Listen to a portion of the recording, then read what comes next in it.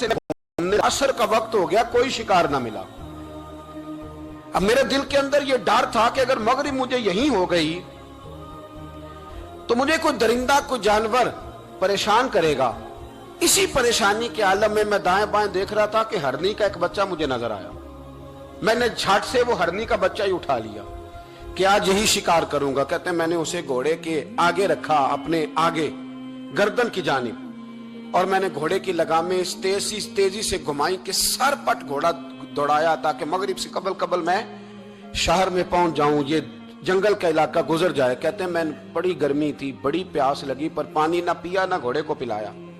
Sir पट दौड़ाया इस डर से कि कहीं ऐसा ना हो कि मैं जंगल में मुझे शाम हो जाए। कहते हैं जब मैं शहर से बाहर पहुंच गया तो मगरिब का वक्त भी शुरू हो गया। कहते हैं अभी मैं पहुंचा ही था, मैंने वहां घोड़े को रोका, खुद भी पानी पिया, जानवर को भी पिलाया। कहते हैं जरा मैंने आंख उठा के देखा तो जिस हरनी का मैं बच्चा लाया था वो भी दौड़ती हुई मेरे पीछे आ गई। कहते हैं वो पीछे मेरे खड़ी है, पता नहीं कहां से बेचारी दौड़ी। मेरा तो घोड़ा था और मैंने तो सांस भी नहीं लिया। 1.5 घंटा 2 घंटे मैं भगाता लाया इस जल्दी में कि बाहर आना है। कहते हैं पलट के देखा तो उसकी सांस फूली हुई हरनी की और ललचाई नजरों से मुझे देख रही है। दिल के एक कोने से आवाज आई कि आज तो 2 शिकार हो गए। बच्चा तो पकड़ा ही, इसकी मां को भी काबू करता हूं ताकि डबल शिकार हाथ आएगा। कहते हैं फिर अंदर से मेरा दर्द बोला, अंदर से मेरा रहम बोला कि एक मां अपना बच्चा लेने आई है और इस तरह तो उसे तकलीफ नहीं दी जा सकती कि उसे ब्लैकमेल करके मां को भी रख लिया जाए। कहते हैं जब मैंने उस हरनी की तरफ देखा तो उसकी नजरों में सवाल था, उसकी नजरों के अंदर सवाल था, कुछ मांग रही थी। कहते मैंने उस बच्चे की पुश्त पर हाथ फेरा, फिर मैंने बच्चा छोड़ दिया। कहते उसने पहले बच्चे को बाजुओं में लिया, फिर अपनी जुबान से अपना बच्चा चाटने लगी। कहते हैं फिर वो जब जंगल की तरफ जाने लगी तो एक दफा उसने मेरी तरफ देखा, दूसरी दफा उसने आसमान की तरफ देखा। जिंदगी में मुझे इतना सुकून कभी नहीं आया था जितना आज आया। कहते मैं घर गया, इशा की नमाज पढ़ी, बावुजू मैं बिस्तर पे लेट गया।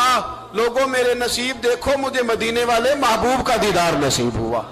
रसूल करीम अलैहिस्सलाम मेरी ख्वाब में आए, मैं रोने लगा। घर महक उठा, फूल खिलने लगे, खुशबुएं बिखरने लगी। इमाम राजी कहते हैं कि सैयदा फातिमा ज़हरा रदी अल्लाह ताला अन्हा के दोनों शहजादे हसनैन करीमैन बीमार हो गए तो सैयदा ने मन्नत मांगी कि बच्चों को शिफा होगी तो 3 रोजे रखूंगी। शिफा हो गई, रोजे भी रख लिए। और जब मौला अली शेर खुदा रोज़ा रखने के लिए बेदार हुए, सैयदा फातिमा ज़हरा बेदार हुई तो इमाम हसन और हुसैन भी उठ गए। 7-8 साल की उम्र, अम्मा जी हमने भी रखना है। सुबह खजूर और दूध से रोज़ा रख लिया गया। ऐन इफ्तारी के वक्त मौला अली कहते हैं फाके चल रहे थे, कहीं से मैं जौ लाया थोड़े से। सैयदा फातिमा ज़हरा ने पीस कर रोटियां पकाई। वो वक्त जो बड़ा मुश्किल होता है इफ्तार का, कहते हैं उस वक्त जब खाने के लिए बिल्कुल हाथ आगे बढ़ने लगे और उम्मीद थी कि अभी सैयदना बिलाल अल्लाहु अकबर कहेंगे तो रोज़ा खुलेगा, लेकिन अभी चंद ही मिनट रहते थे कि दरवाजे पर एक फ़कीर ने सदा दी। कहने लगा सारे मदीने के दरवाजे खटखटा आया हूँ, कहत है फाका है, ए रसूलुल्लाह के ख़ानदान वालों, मैं यतीम हूँ।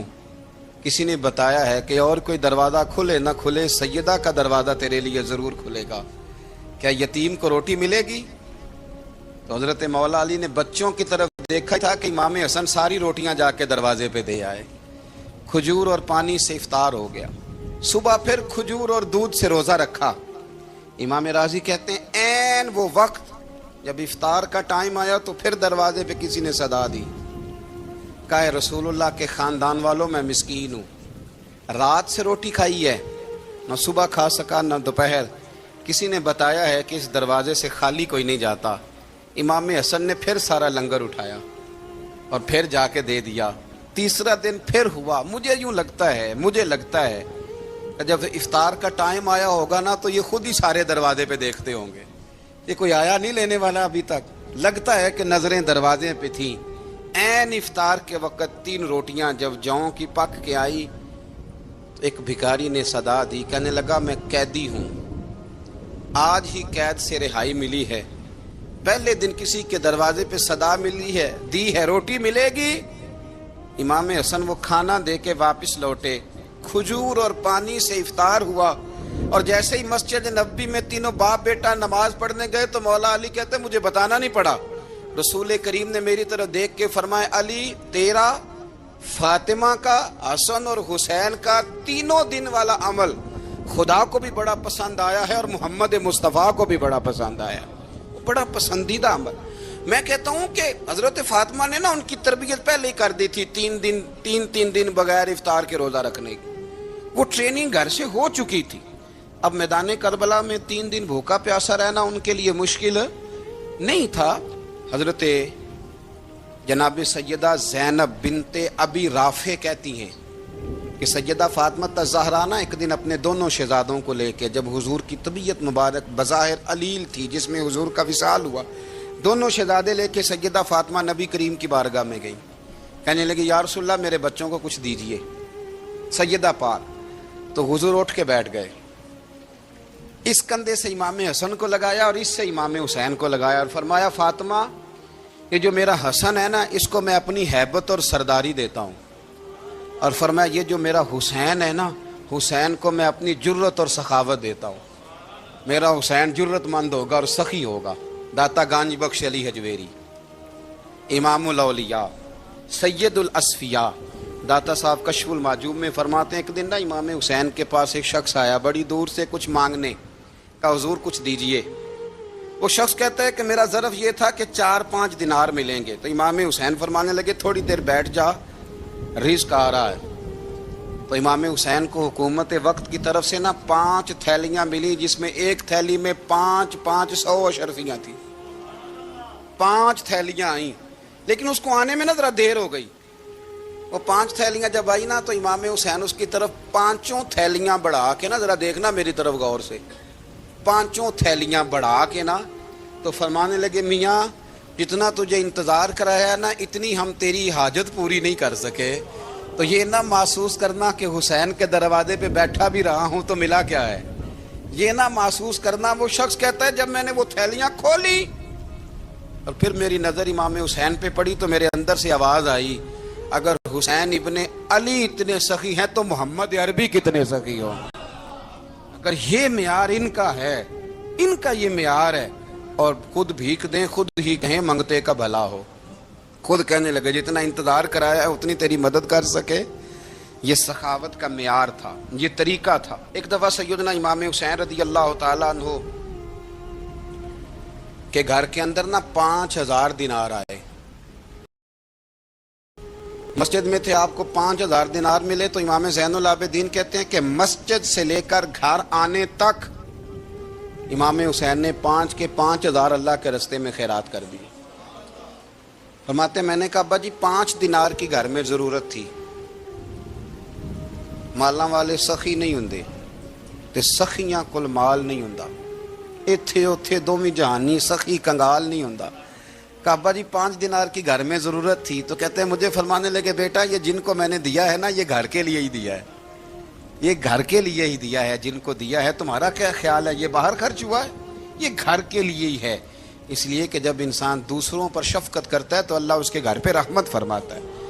امام حسین کے مزاج میں پہلی بات میں نے ذوق عبادت کی عرض کی، دوسری بات عرض کر رہا ہوں کہ صحابہ حضرت اسامہ بن زید بڑے پیارے ہیں میرے نبی کریم کے، بڑے پیارے۔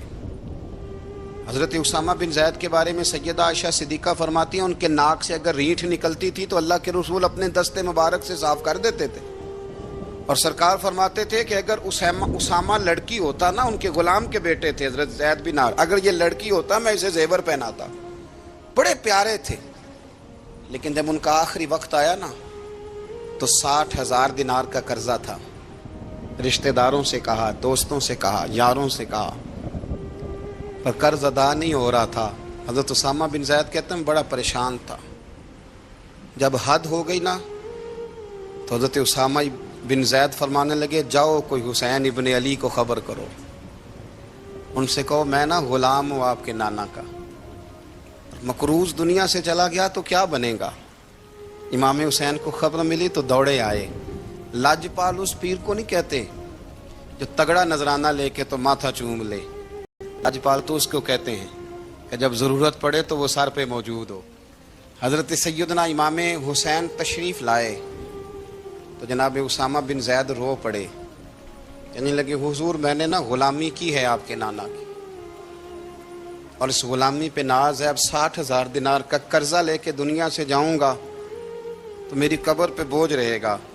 امام حسین خادم کو بھی کہہ سکتے تھے جاؤ گھر پیسے پڑے ہیں لے آؤ، امام حسین خود گئے، چادر اوڑھ کے تو اس کی اوٹ میں بکل میں 60,000 دینار چھپا کے لائے اور جناب اسامہ بن زید کے سامنے رکھ کے کہنے لگے اسامہ یار پیسے رات کو ہی آئے تھے، میں سوچ رہا تھا مجھے تو ضرورت نہیں، اللہ نے کس کا نصیب میرے گھر میں بھیج دیا ہے، مجھے تو حاجت ہی نہیں تھی، اب پتہ چلا پیسے تیرے تھے، اللہ نے حسین کی ڈیوٹی لگائی ہے کہ جا کے دے آ۔ حضرت اسامہ بن زید رو پڑے، فرمانے لگے اللہ آپ کو بہترین صلہ عطا فرمائے۔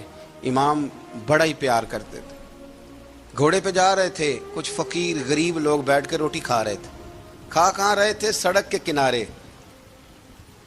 تو امام زین العابدین فرماتے ہیں کہ جب امام حسین گزرے تو انہوں نے آواز دی حضور دل کرتا ہے ہمارے ساتھ بیٹھ کے روٹی کھائیں۔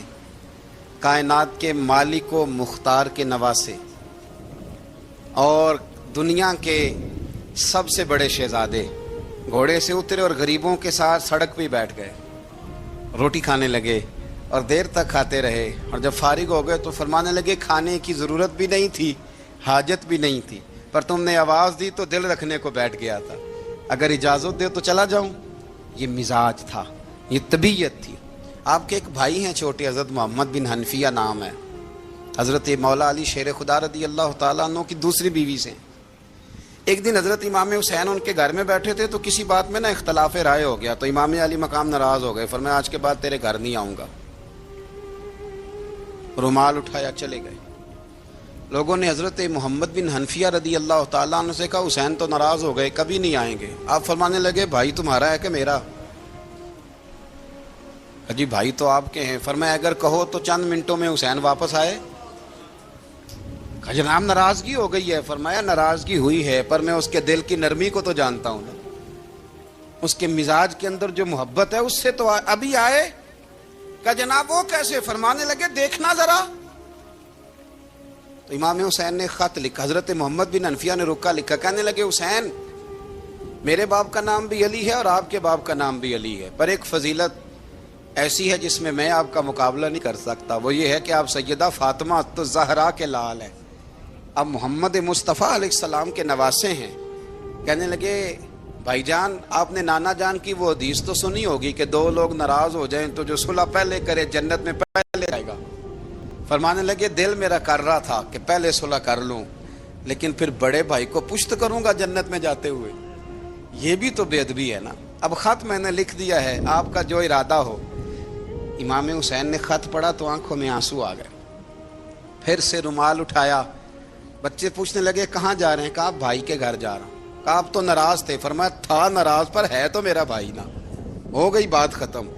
بڑی دل میں نرمی، طبیعت میں سوز، لہجے میں گداز۔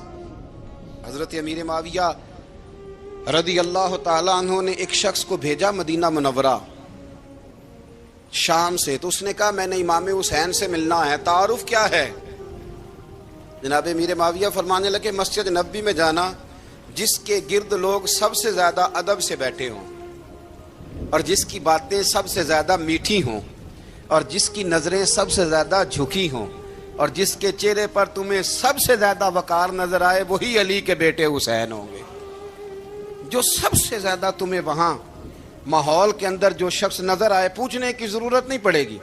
وہ شخص کہتا میں مدینے آیا تو میں نے واقعی ایک شخص کو دیکھا، شہد کے گرد مکھیوں کا اتنا ہجوم نہیں ہوتا جتنا امام حسین کے گرد رسول اللہ کے غلاموں کا ہجوم تھا، لیکن نظریں جھکی ہوئی، باتیں میٹھی، لہجہ گداز گداز، لفظوں میں رانائی، اور لوگ کئی باتیں پوچھتے تو علی کے صاحبزادے ایک آدھ جملہ بولتے تو لگتا یہ کہ وہ جملہ سیدھا دل میں اترتا چلا جاتا ہے۔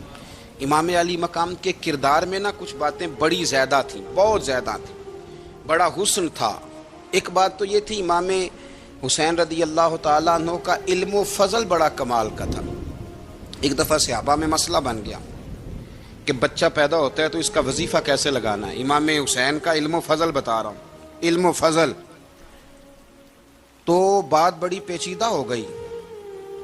حضرت عبداللہ ابن زبیر کے پاس لوگ آئے، کہنے لگے کہ آپ بڑے صاحب علم و فضل ہیں، آپ نے حضور علیہ الصلوۃ والسلام کے ساتھ وقت گزارا ہے، تو مسئلے کو حل کریں کہ بچہ پیدا ہونے کے بعد حکومت اگر وظیفہ لگائے گی تو کب لگائے گی؟ جب بحث طول پکڑ گئی، مسئلہ حل نہیں ہوتا تھا، تو حضرت عبداللہ ابن زبیر کہنے لگے ہم سے نہیں حل ہوگا، ایک بندہ ہے جس کے سینے میں رسول اللہ صلی اللہ تعالی علیہ وسلم کے نور نبوت کا فیضان ہے، وہ یہ مسئلہ حل کریں گے۔ تو کہا وہ کون سے؟ آپ فرمانے لگے جب ہم سے مسائل حل نہیں ہوتے تو ہم ان کے علم سے فائدہ اٹھاتے ہیں۔ کہا کون ہے؟ کہا جناب امام حسین۔ تو لوگ حضرت امام حسین کے پاس گئے، کہ حضرت یہ ایک مسئلہ الجھ گیا ہے کہ بچہ پیدا ہو تو وظیفہ کب لگانا ہے؟ فرمایا الجھنے والی بات ہی کوئی نہیں، پیدا ہونے کے بعد جب وہ پہلی دفعہ آواز نکالے تو اس کا وظیفہ لگا دو۔ اس کا مطلب یہ ہے کہ وہ دنیا میں آ گیا ہے، اس نے اپنے آنے کا اظہار کر دیا ہے، اعلان کر دیا ہے، اب اس کا وظیفہ لگا دو۔ تو اس پر پھر صحابہ کا اتفاق ہو گیا، امام حسین کے علم سے، فضل سے لوگ فیض اٹھاتے تھے۔ حضرت سیدنا امام حسین کی شہادت کے بعد حضرت عبداللہ ابن زبیر رضی اللہ تعالیٰ عنہ نے قاتلان حسین سے خطاب کیا اور فرمانے لگے اللہ کی قسم تم نے اس شخص کو شہید کیا ہے جو راتوں کو لمبے لمبے قیام کرتا تھا، اور تم نے اس شخص کو شہید کیا ہے جس سے میں دن میں جب بھی ملتا تھا تو وہ روزے سے ہوتا تھا۔ تم نے اس شخص کو شہید کیا جو قائم اللیل تھا، صائم الدہر تھا، اس شخص کو تم نے شہید کیا۔ آپ کو پتہ ہے کہ میدان کربلا میں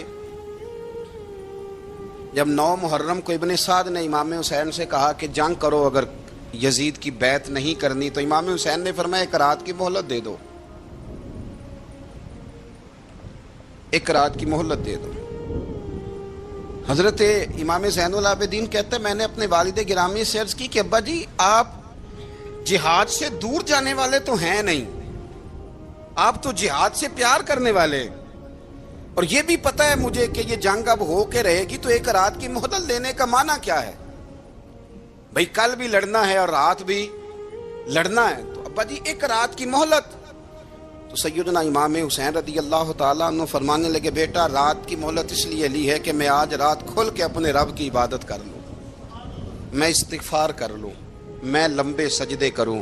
اور کہا زین العابدین تو جانتا ہے نا کہ مجھے نماز سے، تلاوت سے، دعا سے اور استغفار سے بڑا پیار ہے۔ رسول کریم علیہ السلام نے فرمایا، جامع ترمذی میں موجود ہے، فرمایا میں جا رہا ہوں پر تمہیں 2 بڑی بھاری بڑی وزنی چیزیں دے کے جا رہا ہوں، صحیح 6 کی روایت، 2 وزنی چیزیں تمہارے بیچ چھوڑ کے جا رہا ہوں، اگر ان کو تھام کے رہو گے تو کبھی گمراہی تمہارے پاس نہیں آئے گی۔ یا رسول اللہ وہ کون کون سی؟ فرمایا ایک اللہ کی کتاب دے کے جا رہا ہوں اور دوسرا اپنا خاندان دے کے جا رہا ہوں۔ اگر اہل بیت نبوت کو تھامے رہو گے، ہمارے بزرگوں نے لکھا ہے کہ یہ جو حضور نے کتاب اللہ اور پھر اپنی اہل بیت کا تذکرہ فرمایا، تو اس کا مطلب یہ ہے کہ تھیوری دیکھنی ہوئی تو قرآن دیکھنا، اور پریکٹیکل دیکھنا ہوا تو علی اور فاطمہ کو دیکھنا، حسن اور حسین کو دیکھنا، ان کو دیکھنا۔ نبی کریم علیہ الصلوۃ والسلام کے اہل بیت منارہ نور ہیں، ان کی محبت، ان کا پیار کیوں بھلا؟ اس لیے کہ یہ وہ خوبصورت لوگ ہیں جن کو خود میرے نبی پاک نے تراشا ہے، ان کی سیرت میں جتنے رنگ ہیں وہ رسول کریم نے خود بھرے ہیں، ان کی ایک ایک بات کا خیال نبی پاک نے رکھا ہے، حضور نے از خود انہیں اپنی صحبت عطا کی ہے۔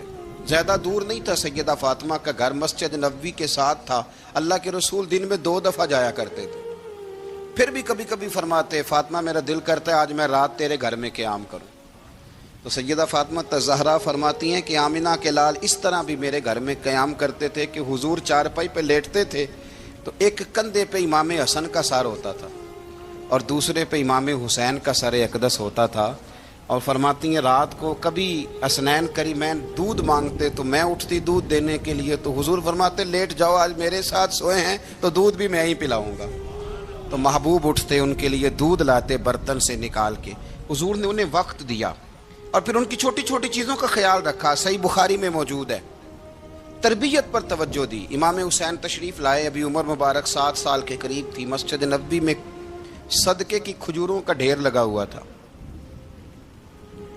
چھوٹا بچہ جو ہوتا ہے نابالغ اس پر شریعت کے احکامات نہیں آتے، صدقے کی کھجوروں کا ڈھیر تھا مسجد نبوی میں. یہ تربیت ہے, یہ ٹریننگ ہے جو اللہ کے محبوب نے خود انہیں عطا فرمائی. صدقے کی کھجوروں کا ڈھیر تھا. امام حسین حضور کے ساتھ آئے تو امام علی مقام نے ایک کھجور اٹھا کے منہ میں رکھ لی. شارحین نے لکھا ہے لگتا یہ ہے کہ کئی دنوں کی بھوک تھی, کیونکہ یہ فاقہ اہل بیت کا بڑا محبوب ہے. مجبور نہیں تھے, وہ تو خزانوں کے مالک تھے, پر غریبوں سے محبت کی وجہ سے فاقے کیا کرتے تھے. یہ ان کی پسند ہے فاقہ کرنا. تو ایک کھجور امام علی مقام نے رکھ لی تو اللہ کے رسول نے گلے میں انگلی ڈال کے نکال دی. تو فرمایا حسین یہ صدقہ ہے, یہ میری اہل بیت کے لیے درست نہیں ہے. حضور نے خود تربیت کی. اور پھر سیدہ فاطمہ الزہرا نے نا اپنے بچوں کو تراشا, ان پر محنت کی. میں اکثر گزارش کرتا ہوں دوستوں سے, میں کہتا ہوں کربلا کا واقعہ کوئی حادثاتی نہیں ہے, اس کے پیچھے پوری ایک لاجک ہے, اس کے پیچھے پورا ایک فلسفہ ہے. ایسے ہی کوئی آدمی 3 دن بھوکا پیاسا رہ سکتا ہے؟ کسی آدمی کو صبح اس نے کھانا کھایا اور شام تک کھانا نہ ملے تو ٹانگیں کانپتی ہیں. رمضان المبارک میں عبادت کی نیت سے روزہ رکھنے والے بھی شام کو بڑے پریشان ہو جاتے, اور مسلسل 3 دن کھانا نہ کھایا جائے اور پانی نہ پیا جائے. اور حال یہ ہے کہ وہی آدمی تلوار لے کے میدان میں نکلے اور اس کی حالت یہ ہو کہ لوگ اس کے آگے دوڑنا شروع کر دیں. ہزاروں کی فوجیں تاب نہ لا سکیں. علی کا گھر بھی وہ گھر ہے کہ جس گھر کا ہر ایک بچہ جسے دیکھو وہی شیر خدا معلوم ہوتا ہے. یہ کوئی آسان ہے؟ اس کے پیچھے پوری ایک اس کے پیچھے فلسفہ ہے. امام راضی کی تفسیر کبیر دیکھیے گا. حضرت امام حسین کی وہ شخصیت تھی کہ مشکات میں حدیث ہے, نبی پاک صلی اللہ تعالی علیہ وسلم کی چچی جناب ام فضل صبح صبح گھبرائی حضور کی بارگاہ میں آئیں. عرض کی یا رسول اللہ صلی اللہ علیہ وسلم آج میں نے عجیب خواب دیکھا ہے, میں ڈر گئی ہوں. حضور نے فرمایا چچی کیا دیکھا؟ عرض کی حضور میں نے کہا ہے کہ آپ کے وجود کا گوشت کا ایک ٹکڑا کٹ کے میری جھولی میں آ گیا ہے. حضور یہ کیا ہے؟ تو محبوب خواب سن کے مسکرائے, فرمایا چچی یہ پریشانی والا خواب نہیں, یہ تو خوشی والا خواب ہے. اللہ فاطمہ کو بیٹا عطا کرے گا اور وہ تیری گود میں کھیلا کرے گا. چونکہ وہ میرے وجود کا ٹکڑا ہوگا لہذا خواب تجھے یہ آئی ہے. تو امام حسین پیدا ہوئے, امام حسن کی عمر ابھی 11 مہینے تھی. تو نبی پاک نے امام حسین کو جناب ام فضل اپنی چچی کی گود میں دے دیا کہ فاطمہ کے لیے دونوں بچے سنبھالنا مشکل ہوگا. وہ خواب اس طرح پوری ہوئی. امام حسین سے حضور نے بڑا پیار کیا, بڑی محبت فرمائی نبی پاک سے. کچھ حدیثیں میں نے جمعے میں عرض کی تھیں. حضرت ابو ہریرہ رضی اللہ تعالیٰ عنہ کہتے ہیں یہ واحد بچہ تھا حضور کے گھرانے کا کہ میں نے دیکھا کہ نبی پاک صلی اللہ علیہ وسلم بیٹھے تھے تو یہ حضور سے کہہ رہے ہیں, نبی پاک سے, کہ نانا جی اٹھ کے کھڑے ہو. کہتے ہیں حضور کھڑے ہو گئے تو کہنے لگے میں نے آپ کے برابر جانا ہے. بچے جو مرضی ضد کر لیتے ہیں نا. قد چھوٹا تھا, عمر 7.5 سال تھی. کہنے لگے نانا میں نے برابر جانا ہے. تو نبی پاک صلی اللہ علیہ وسلم نے ہاتھ پکڑ لیے, فرمایا چل پھر ہو جا برابر. تو حضرت ابو ہریرہ کہتے ہیں انہوں نے حضور نے ہاتھ پکڑے, اوپر کھینچا تو امام حسین نے پہلے اپنے پیر حضور کے گھٹنوں پہ رکھے, پھر نبی پاک کے سینے پہ رکھے, اور جب ان کا قد سر تھوڑا سا حضور سے اونچا ہو گیا تو محبوب فرمانے لگے چل بس کر, تو نے تو کہا تھا آپ کے برابر ہونا ہے, تو اوپر نکل گیا ہے, چل بس کر. فرماتے پھر امام حسین نے زبان باہر نکالی تو محبوب ان کی زبان چوسنے لگے, پھر ساتھ لٹا لیا اور انہیں سونگھنے لگے. تو میں نے عرض کی حضور آپ حسین کو سونگتے کیوں ہیں؟ تو فرمایا ابو ہریرہ مجھے حسین کے وجود سے جنت کی خوشبو آتی ہے, مجھے حسین کے وجود سے جنت کی. ایک دن حضور گزر رہے تھے. اصل اس طرح تھا کہ یہ نبی پاک کا حجرہ تھا. جن لوگوں کو اللہ نے مدینے کی زیارت کرائی ہے وہ جان سکتے ہیں نبی پاک کا حجرہ تھا. تو حضور کے حجرے کی اس جانب یعنی مسجد کی جو بالکل سیدھ ہے اس کی بیک میں سیدہ فاطمہ رہتی تھی. تو حضور اکثر نہ نماز کے لیے جب نکلتے تو حضرت فاطمہ کے حجرے کے پاس سے ہو کر دوبارہ محراب میں جاتے. محبوب حجرے کے پاس سے گزرے تو امام حسین رو رہے تھے. تو حضرت فاطمہ نے کسی بات میں جھڑک دیا تو امام حسین رونے لگے. تو نبی پاک نماز کے لیے گئے تو واپس لوٹ آئے اور واپس تشریف لا کے کہا فاطمہ حسین کو کیا ہوا؟ عرض کی یا رسول اللہ تنگ کر رہے تھے میں نے ڈانٹ دیا ہے. کیا خوبصورت جملے ہیں حدیث پاک میں. سرکار نے فرمایا فاطمہ اس کو حسین کو نہ رونے نہ دیا کر, یہ جب روتا ہے نا تو میرے دل کو تکلیف ہوتی ہے. تو بی بی صاحبہ کہتی ہیں یہ حکم آیا نبی پاک کا میرے نا, پھر میں نے ڈانٹنا چھوڑ دیا. یہ ان کے فضائل تھے کم, ان کی تربیت خود نبی پاک نے فرمائی. پہلی بات تو یہ ہے کہ نبی پاک نے دعا مانگی تھی، یا اللہ میرے گھر والوں کو زیادہ روزی نہ دینا، انہیں ایک وقت روٹی دینا، ایک وقت کی بھوک دینا۔ یہ جو 10 دن کربلا میں انہیں ٹینشن نہیں نہ ہوئی، انہیں عادت تھی فاقہ کرنے کی، انہیں 3 دن وصلی روزے رکھنے کی عادت تھی، پہلی بات۔ دوسرا یہ کہ جہاد کی تربیت حضور خود کراتے تھے۔ حضرت فاطمہ زہرا کہتی میں پردے کے پیچھے دیکھ رہی تھی، نبی پاک نے امام حسن اور حسین سے فرمایا چلو میرے سامنے کشتی لڑو۔ تو دونوں حضرات آپس میں جب کشتی لڑنے لگے تو نبی پاک نا امام حسن کو کہتے ہیں حسن حسین کو ٹانگوں سے پکڑو، حسن حسین کو پیچھے سے پکڑو۔ جب نبی پاک بار بار امام حسن کو بتا رہے تھے تو سیدہ پیچھے سے بول پڑی، کہنے لگی یا رسول اللہ آپ چھوٹے کو بتائے، آپ بڑے کو بتا رہے، بڑا تو پہلے 11 مہینے بڑا ہے، تو آپ چھوٹے کو بتائے بڑے کو بتا رہے۔ تو فرمایا فاطمہ تو چپ کرنا، جو میں دیکھ رہا ہوں تو نہیں نہ دیکھ رہی، ایک کو میں بتا رہا ہوں دوسرے کو جبریل امین بتا رہے ہیں۔ لیکن اس کے ساتھ ساتھ امام حسین رضی اللہ تعالیٰ عنہ کا جذبہ جہاد، امام حسین کی استقامت، آج لوگ ادھر ہوتے ہیں جس طرف ہوا کا رخ ہوتا ہے۔ آج لوگوں کی سوچوں کا زاویہ یہ ہے کہ جدھر رش زیادہ ہوگا ہم بھی ادھر جائیں گے۔ ہم یہ نہیں دیکھتے حق کس طرف ہے، ہم یہ دیکھتے ہیں رش کس طرف ہے۔ امام حسین رضی اللہ تعالیٰ عنہ نے رش نہیں دیکھا، حق دیکھا۔ امام حسین رضی اللہ تعالیٰ عنہ استقامت کے وہ پہاڑ ہیں، معمولی آدمی نہیں تھے۔ فرزق شاعر کہتا ہے کہ میں نے امام حسین سے کہا تھا، میں نے کہا لوگوں کی تلواریں یزید کے ساتھ ہیں پر دل آپ کے ساتھ ہیں، دل آپ کے ساتھ ہیں۔ امام حسین رضی اللہ تعالیٰ عنہ نے زمانے کے حالات نہیں دیکھے، حق اور سچ دیکھا۔ جتنی چیزیں انسان کو کمزور کر سکتی ہیں وہ ساری امام حسین پہ طاری کی گئیں، جتنی چیزیں۔ وطن چھوڑنا کتنا کو مشکل ہوتا ہے، شالا پردیسی کوئی بھی نہ تھی وے تے ککھ جنہ تو پارے۔ حضرت سلطان باؤ فرماتے ہیں بچو پردیسی ہونا کوئی آسان ہے؟ جس آدمی کا کسی چھوٹے سے گاؤں میں بھی مکان ہو چھوڑنا پڑ جائے تو روٹا ہے، تو مجھے بتاؤ جس نے اپنا سارا بچپن مدینے میں گزارا ہو۔ آج جو ایک ہفتہ مدینے رہ کے آتے ہیں ان سے واپس نکلنا مشکل ہوتا ہے، لیکن امام حسین حق کا رستہ تھا، وطن کی قربانی دی، اور معمولی وطن نہیں، مدینے جیسا وطن۔ اور جب کھڑے تھے نا امام حسین رضی اللہ تعالیٰ عنہ رجب میں نکل رہے تھے مدینے سے، تو کوئی شاعر کہتا ہے دور کھڑے ہو کے انہوں نے گویا کہا تھا آقا تیرے کرم کے خزینے کی خیر ہو، میں جا رہا ہوں تیرے مدینے کی خیر ہو۔ امام حسین نے وطن چھوڑا، کوئی لغزش نہیں پیروں میں، کوئی نہیں۔ شہزادوں والی زندگی تھی، مسجد نبوی کے امام تھے، نبی کریم علیہ السلام کے روضہ اطہر پر تشریف رکھتے تھے، زمانہ حیا کرتا تھا، شان و شوکت تھی، پر حق کے لیے چھوڑا، نکل کر خانقاہوں سے ادا کر رسم شبیری۔